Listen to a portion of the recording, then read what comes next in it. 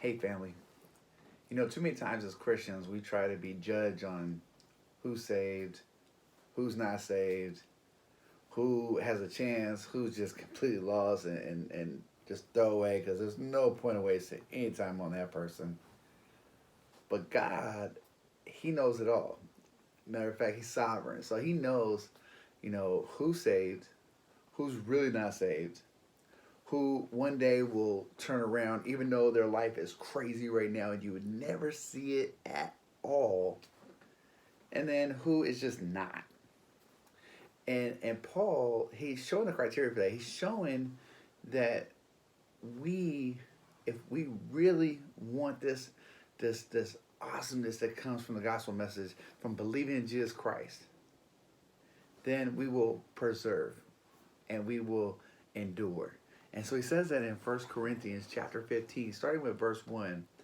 He says, "Now I remind you, brothers, of the gospel that I preached to you." He's not talking about the ones the false teachers was preaching, or maybe some of the churches here today are preaching. He's talking about the gospel, okay? The one that he preached. He said, "which you have received." So Paul spoke it and they received it, okay?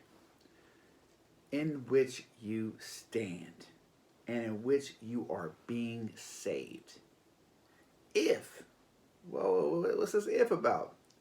"If you hold fast to the word that I preached to you, unless you believed in vain."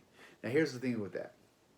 Paul saying, I preach the gospel message, the gospel, not no false gospel, not no crazy gospel, no made up gospel, the gospel of Jesus Christ. I preached it to you. You received it. You heard it. Okay? Now, you are in the process of getting saved. You might not be, like, you might still be working out some issues. You might be saved right now. But if you hold on to this gospel and you truly believe, then you too will be saved. Or you heard it and you just believed in vain because you really didn't believe it. Kind of heard it and was like, oh, that sounds good, or you got emotional, I want to change my life, but you really didn't believe it. The whole resurrection, I don't know about that. Is God really, well, I think I believe there's a God, but was it really Jesus? So what he's saying here is there's only one gospel.